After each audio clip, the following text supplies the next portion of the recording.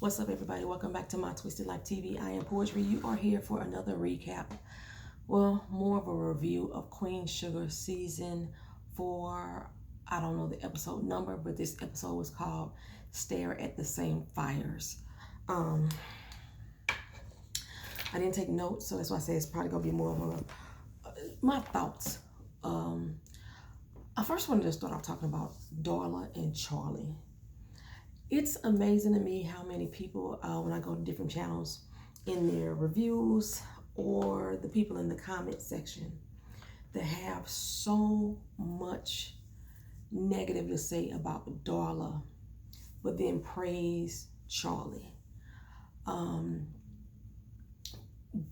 But for me, when I see these two characters, one is the extension of the other. Darla and Charlie, to me, have such parallel lives, although they are on different paths, but they still are parallel as far as the choices that they've made, the turmoil that sits on their shoulders, and how they choose to deal with it. They both are one and the same, which is possibly why this is titled Stare at the Same Fires, because Charlie and Darla are both spiraling. They're both spiraling. I really hated to see it for the character Darla. Myself and Woodrow, we probably the two people out here, and Doran Provost, we probably the two people out here that actually are on Darla's team. And I think for the most of us that are not on her team, or most of you who are not on her team, is because you see your cousin, sister, auntie, brother, nephew, friend with the drug addiction who can't seem to shake it. So you're sitting there waiting on Darla to fall and to fail. You're probably even hoping that she does so just so you can say, see, I told y'all. See, I told y'all. That's what I'm sensing. That's what I pick up when I read other people's comments or listen to other people's videos.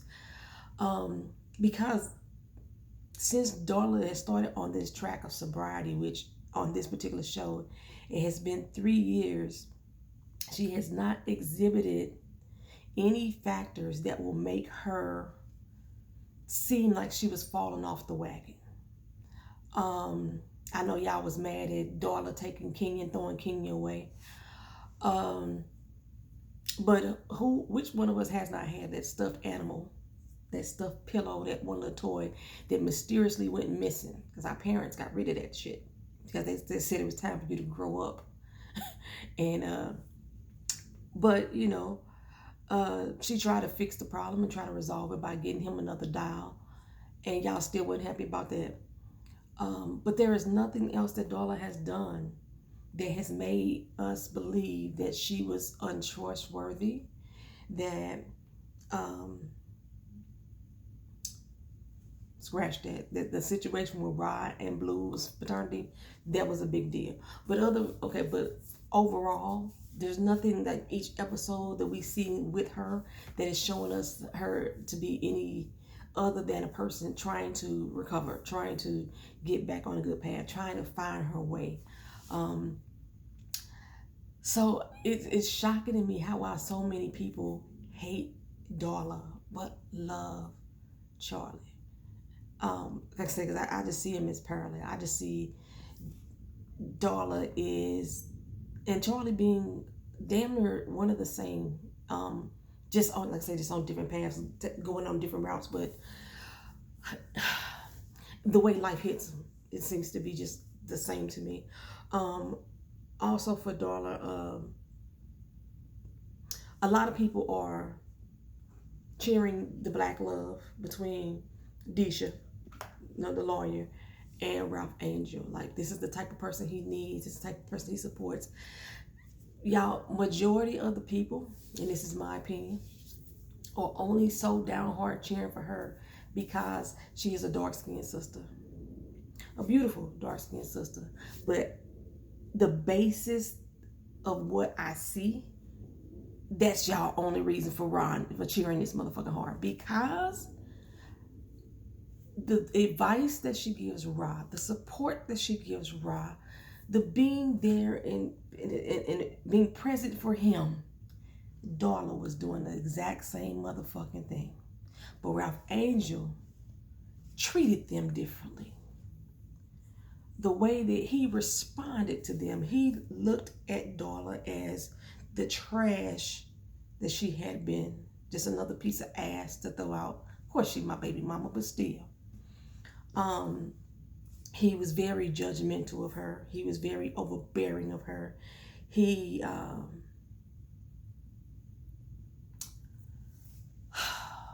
didn't feel like she had rights because of her past. But he sees Deisha as a supreme being, so to speak. And I'm not saying this is necessarily about color, but just the way that he treats both of them is so different that it makes you all cheer for Deisha for the same things that Darla was actually there for him with. She was that person for Ralph Angel. Y'all just didn't want to see, or y'all don't want to agree with it because she was a crackhead or whatever, and she was a whore, you know what I'm saying? But from what we've seen of Darla, she was always there for Ralph Angel. Always. That motherfucker wanted her to leave her goddamn job to come there and beat her for the farm when the farm got swarmed over by the damn fungus and the insects. Got mad at her for not leaving her damn job. And Darla has always been the one to pick up the phone and say, hey, Ralph Angel, I'm trying to see how you doing, how you feel. When she called out to him, I know a lot of people were saying that that Darla shouldn't have, that's her ex. She should let that shit go. He with his new boo now. That was all the excuses and the reasons I was hearing in these videos in these comment section when Darla tried to reach out to him. A lot of people, matter of fact, most of you even skipped over the fact that Darla did call. He didn't answer the phone, so that's why she showed up. Y'all like, she just showed up out the blue. That ain't what happened. Y'all need to go back and watch that shit. But because y'all don't want to see Darla for the person she really is a very supportive person of Ralph Angel. Because y'all don't want to see that shit, and y'all want to continuously condemn this girl, y'all overlooked that shit, and y'all went straight to, she just showed the fuck up. Like, you know, we know she loves Ralph Angel. We know that. I think Ralph Angel loves her. I really do. We know that. But y'all just want to ignore the steps that happened before she showed up at that door. My baby's father, the man who was taking care of my child, his sister, someone I admired and looked up to. The family has been going through shit after shit after shit, and the damn mill just burnt the fuck down. I call and nobody answers, but I'm concerned. Her and Ralph Angel ain't got no beef at this point. Why would she not be wondering what the fuck is going on? So she showed the hell up. She was smacked in the face by seeing the realization of the girlfriend. Like I said, I felt that crack inside of me when it cracked inside of her. She felt that shit, and she understood that. And you know, like I said, I really wish that she would move on and just co-parent with him. But there's love there. There's love there from both sides. So I wasn't tripping out the fact that she showed up, because I would have did the same thing. I would have did the same thing when me and Keenan's daddy wasn't in a relationship for a long motherfucking time. But when that motherfucker got into a motorcycle accident and they didn't know whether he was going to live or die, I showed the fuck up. Because that's just who I am and who I always was. And that's who Darla is and always was. She was always looking out for Ralph Angel. Like, even going through with this book, Darla reached out, want to know what was going on. How do you feel about your sister's book? And then realized that shit was happening to her as well. Nobody reached out to Darla. Nobody. All this shit going down with the farm and the family, and Darla still finding an answer herself to reach out. Okay? Nobody asked her how you was doing, how you feel. It wasn't until this episode that when Darla came by looking a total fucking mess, Ralph Angel thought later, I need to call you, find out what's going on. You didn't look too good when I saw you. How are you? I'm truly concerned. It wasn't until this episode that happened. And when Darla went to go see Leo, I was thinking, first, my first thought, I was thinking, okay, so Ralph Angel hurt her because she felt some kind of way that Blue was hanging around Deisha, and she didn't know. I wholeheartedly understand that her and Ralph Angel want to keep their relationship separate from each other's knowledge. But this is a woman that's spending a lot of time with my child. So that's something I should know. You know, Joey is Blue's new best friend. That's what they're saying. So I should know who the mother is. And the fact that that child's mother is the woman that you're dating, that should have been something to be shared. But okay, they didn't harp on that. But since she didn't know that, when she left there and she went to go see Leo, so I was like, okay, she running back to Leo. That was my first thought. Now she running back to Leo. But to come to find out that she had been texting and calling him all this time, he ain't been responding to her. That made me feel like, okay, what the fuck? Like, really? He read that book. I thought he read that book when they had their first conversation. But Leo said he read the book now. And Darla was like, okay, so you think my past is more important than who I am now? Yada, yada, this, yada, yada, that. And Leo was like, no, it's my sobriety that's in jeopardy. You are 2 seconds away from relapsing, and I know you are because I've seen it, I've been there. And a lot of you believe that she will relapse, and I am praying for a fictional character to not relapse. I want Darla to prove all you bitches wrong. I am so fucking team Darla. And I don't know if it's because in the book she was dead. If y'all haven't read the book, I spoiled it for you. Darla did not exist in the book. She was dead. She was not alive. So for them to create her as a living character on the TV show and to just continuously fuck her over on top of fucking overness. I know that ain't a real word or a real term either, but still, that's how I feel about it. She gets fucked over left, and right. And you all just need somebody to be mad at. Somebody to hate. With Ralph Angel's selfish, he been so fucking selfish and conniving all the way up into this motherfucking season. All the way. Just because he fine. Y'all been riding for. But he ain't been 100 the best person that he could have been either up until this season. He has really matured this season. And he's not really mature because of Deisha. He really matured on his own, which allowed him to be open to Deisha and to having her in his life and be open to seeing and dating other people. But yeah, Darla just it's like she can't fucking win. The same thing I've been saying about Charlie episode after episode, that she just can't fucking win. This community, St. Joe, has a cancerous effect on them. Where's Darla's friends? Where's Darla's parents? Like, if she's supposed to be a part of this storyline, where is her support and backbone? That's the biggest difference that I see with Charlie. Charlie has family support to a certain extent. They will support her emotionally.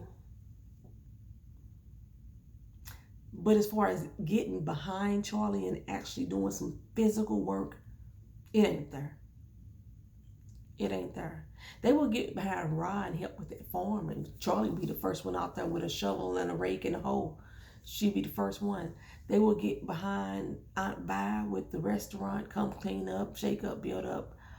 But when it's time to put their foot in the neck of the Landrys or fuck on the campaign trail, really Prosper is the only one of the family who was really on the campaign trail with her, who really trying to help her campaign succeed. Honestly, Prosper is the only one. But other than emotional support, and it's not always there, other than emotional support, the family's really not there for Charlie as far as like action, physical action. They'll come through for her to be a shoulder to crown every once in a while, but usually she's always their shoulder. She's always was lifting them up. Um, I was finna say something else about Darla too. I don't remember now. So let me see if I can get to this episode. I done talked 15 goddamn minutes and I ain't even gotten to it. We start off with Charlie. She's sitting down in New Orleans. I thought it was interesting that they picked New Orleans for her to go to. She's sitting down there doing a little drink. We noticed in the last episode that Charlie was looking at that bottle of wine. Like, why am I even using the glass? I need this whole fucking bottle. We start this episode off with her at the bar, just drinking. And the bartender was like, baby, you done had too much. It's time for you to stop.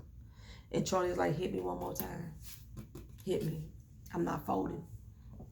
And she talks about, my life is fucked up. My relationship fucked up. My family fucked up. I got sister problems, kid problems, bill problems. We didn't know about bill problems. I guess, with the meal, it is going to affect her income greatly. She got bill problems and then she running for office. And the man said, you running for office? In New Orleans? No, not New Orleans. But it's still hilarious though, ain't it? And he said, you know what? You're going to walk out of this building and maybe somebody's going to recognize you. See your face. And he was trying to tell her, you don't want them to see this side of you when you running for office. This could greatly affect you. Charlie put those sunglasses on, baby. I thought that Charlie was finna say, I ain't got sunglasses, but I'm finna put my glasses on. When she put them on, I thought she was thinking, he's right. I don't need them to see me like this. But Charlie put them glasses on and said, fuck them. Hit me with another drink, baby. And she was down there getting toe up. Drink after drink after drink after drink. She called Micah on the phone to ask had Micah got off to school safely. He's like, yeah, Micah's sitting right at the house with Kiki. But he said he got off to school fine. I'm finna eat a piece of candy, y'all. I'm just letting y'all know I need some sweet in my life. Just one little piece. Mosquito. Sorry. I hate that you're on camera, but I need some sugar.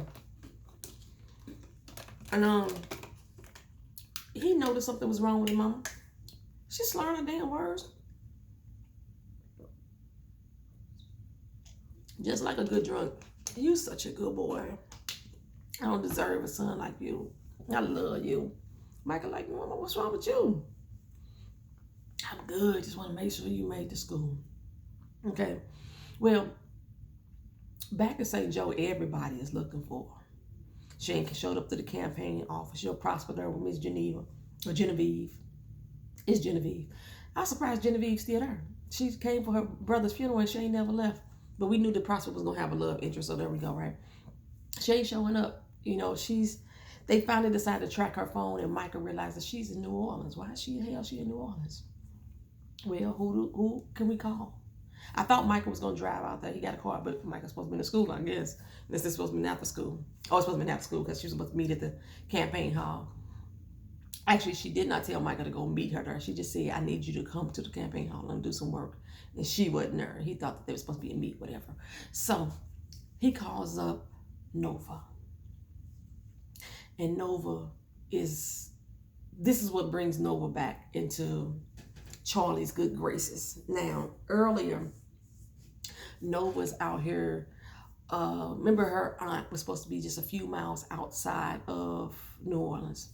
She finally goes, not the aunt, the cousin. Well, we call them aunties because anytime we get like an older generation, they get aunts. Like my aunt Barbara is really my cousin, but she was so old, much older than me, like 40, 50 years older than me. She was my aunt. So that's how this person is. Martha. I thought her name was Francis too. I don't know why. But Martha, she's there and she recognizes Nova off the bat. Nova evidently had contacted her and she welcomed her in. She's like, look, I don't open my house up to people whose spirits ain't been cleansed. Which means I don't open my house up to anybody but your family.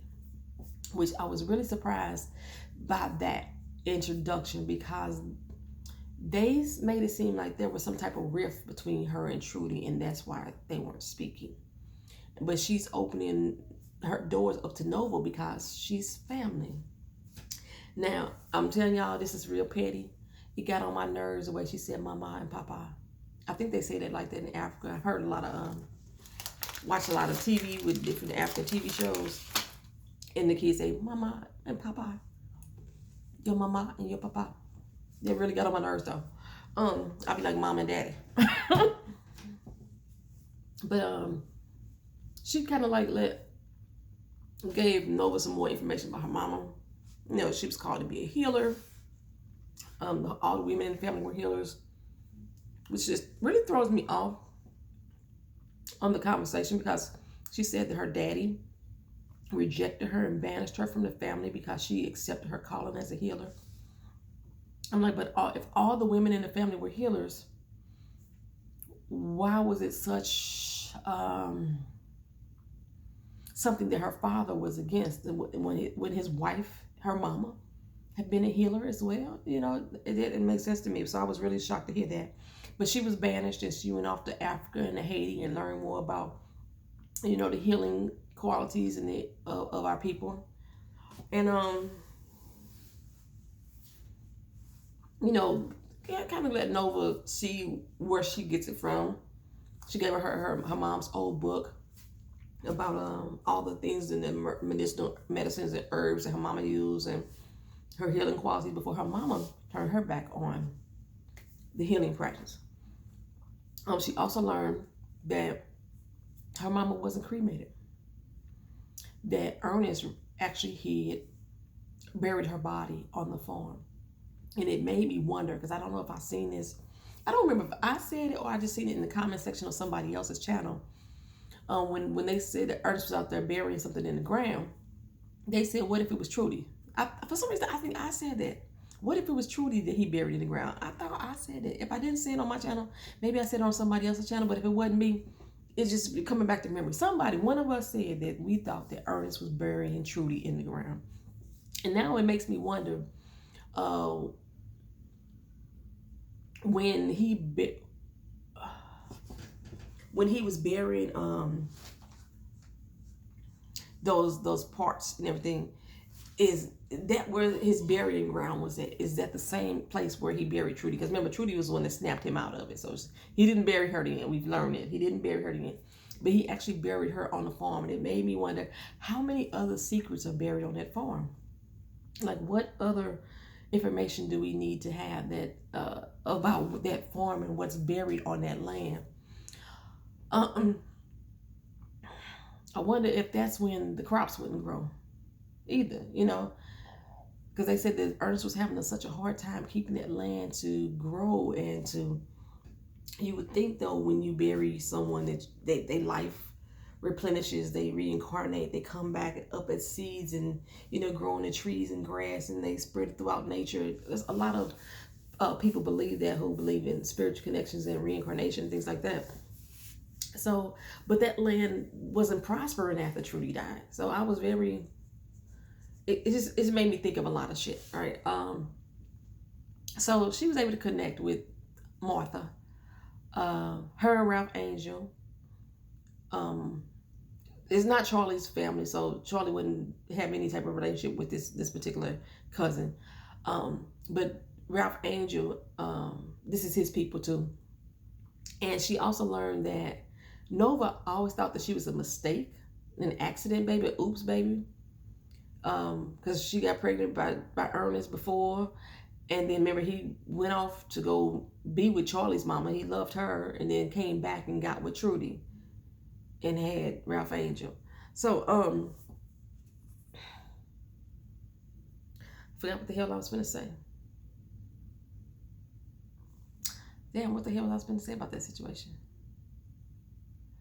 I was saying something about Nova and Charlie. Fuck, I don't know. I don't know what I was going to say about that, y'all. I really don't. It just slipped my memory that motherfucking good, that quick. What the hell was I about to say? Anywho, so the cousin, like I said, the accident. She let her know that she wasn't an accident, that Trudy wanted her and she wanted Ernest. But it seemed like she came into a realization that she was saying that she realized that in life there are no accidents. But she wanted Ernest and she wanted Nova. So, but Nova always thought that her mama had gave up her dreams, had gave up the healing, the craft of healing to raise her. And she comes to find out that's not the truth. I'm not sure exactly what she's going to do with that information, but she left there and she went to Charlie's side. Charlie was down at the bar. Like I said, they GPS tracked her. Charlie was down at the bar. And Charlie was like, what the fuck are you here for? You know, she was so drunk and out of it. There was this one scene when Nova was trying to get her up out the chair. And Charlie was trying to wave off and she grabbed Charlie's wrist. And the color palette of her dark skin against her sister's lighter complexion, I don't know why that was just so beautiful to me. It was just like in a split second of screenshot, but that was just so beautiful to me. But Nova got her home, put her to bed, explained to her somewhat of why she did what she did, finally offered an apology. Like somebody also mentioned before, that Nova was out here apologizing to Calvin, but she still ain't apologized to her family. She offered Charlie some kind of apology. And she had even wrote an article in the paper. And she left it there on a nightstand for Charlie to read about how she really looked up to Charlie. Like Charlie was the little big sister. And when she grew up, she wanted to be her one day. And all the mean things that she said, or in the apology, she said that there was a lot of mean things that she said, a lot of things that she said that wasn't true, which tells me that when she wrote that, it was done with an intent to hurt and harm her sister. Although she says that wasn't her intention. You at this point saying that a lot of the things that you said just wasn't true and they was mean and hurtful, then why put that in there if you knew that they weren't true when you wrote them? That seems like there's some intention behind it to me. I'm really having a sugar craving, y'all. I'm sorry. I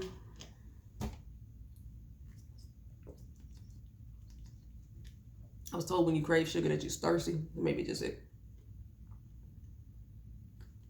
So, but Charlie took that article in and she accepted it and received it. Darla, on the other hand, after going to see Leo, after having that conversation with Ralph Angel, and then calling Blue later on that night, and Blue telling her how excited and happy he was to be around Deisha. He was telling her about his day, about being an astronaut, about being able to moonwalk. But all she heard was Deisha was making her son happy. Deisha did this party. Deisha made the cupcakes of the planets. You know, Deisha this, Deisha that, Deisha that. That's all she kept hearing. And she wasn't there. She wasn't present. She wasn't answering her son's call throughout the day because she going through her mental shit. And as a mother, it's no excuse, but just what it is. That's what she's dealing with. But Deisha was there. Deisha, Deisha, Deisha. That's all she kept hearing. Like I said, and then Leo,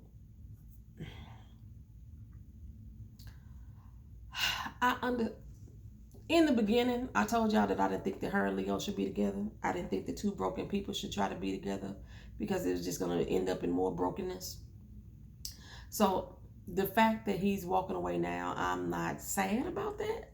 I'm only sad at how it's happening because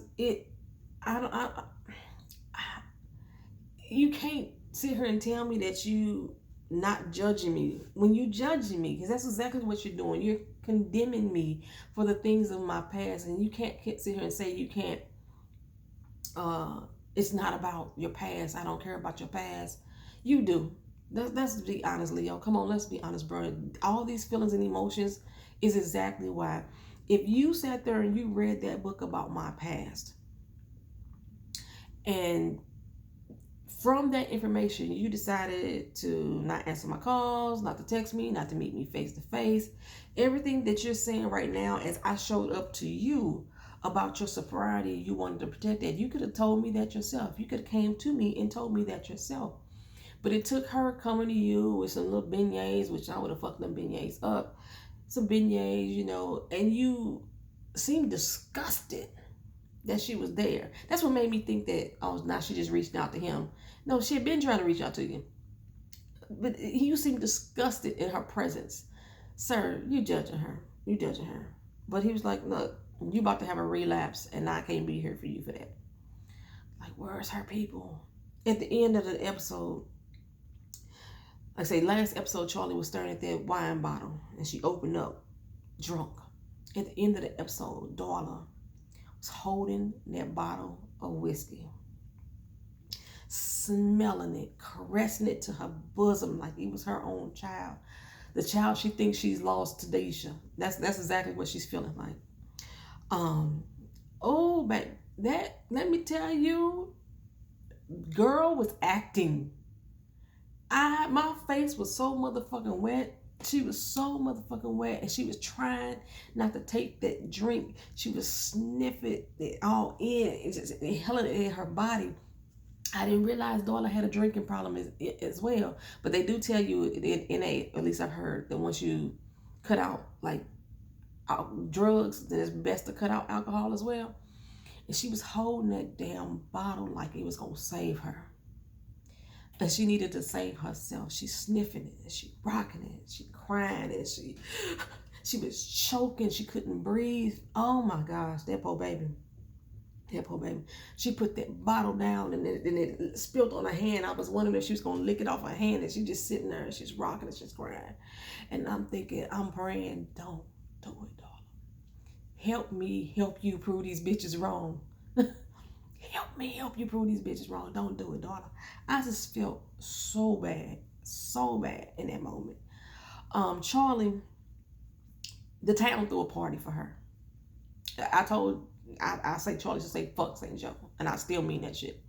But the people who were there for her probably was always the ones who always been there for her. They not the ones who keep turning their back on her repeatedly. You know, Prosper, Miss Genevieve, Ralph Angel, and Vi. Even Nova was there, and some other people that said, no, we're gonna stand and we're gonna fight and we're gonna work together. I just want to know what all they gonna do to help back Charlie up. They still need Charlie as their leader. That's basically what I saw. That's how I felt about that in the end. We don't want you to turn your back on us because we need you to still lead us because we don't know how to do it for ourselves. Even though Prosper is standing up there saying, you know, we're going to do what we've always done for ourselves is fight. Y'all ain't did that shit. That's been Charlie. All on Charlie. But it was a beautiful moment for her. It made her come out of her sadness and she's standing there with all these loving people around her showing her love and support when she was just staring at the bottom of a glass, you know, looking for something just something to ease her pain at the bottom of those bottles, just the shot after shot after shot. And Darla is sitting there rocking and crying and holding on to that bottle. Like I said, Ralph Angel left her a message on the phone saying that, like, earlier, you know, you look kind of bad. I'm just worried about you and checking on you. But she knows she can't really depend on him anymore. Not like she used to. But I just like, who's there for her? Damn. Yeah, I'm surprised the sponsor ain't reached out to her. I ain't heard from you in a couple weeks. Why not? You know, I thought that's what sponsors do. I don't know. And then like Leo, I don't know, I think I would have called her sponsor. If I was, hey, you might want to check on her. You know, something, I don't know. Maybe I watched too much Grey's Anatomy and dealing with Chief. And his sponsor just shows the fuck up. Like, hey, where you been? You know what I'm saying? I ain't heard from you. But that's it, y'all. That's all I'm talking about. I'm not going to even go through a real recap for real. I just want to give y'all my thoughts and opinions on this last episode. We stirred the same fires. I saw that as being Charlie and Darla together, both staring at the same fires. We talked about Aunt Vi. Do I got enough time? Aunt Vi. We finally got to the meat and potatoes of Aunt Vi and her Jimmy Dale situation. It's not so much that Aunt Vi has reacted off of what she's feeling for Jimmy Dale.